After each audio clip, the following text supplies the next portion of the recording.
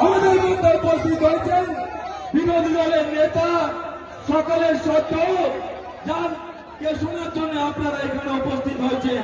শুভেন্দু অধিকারী মহাশয় আজকে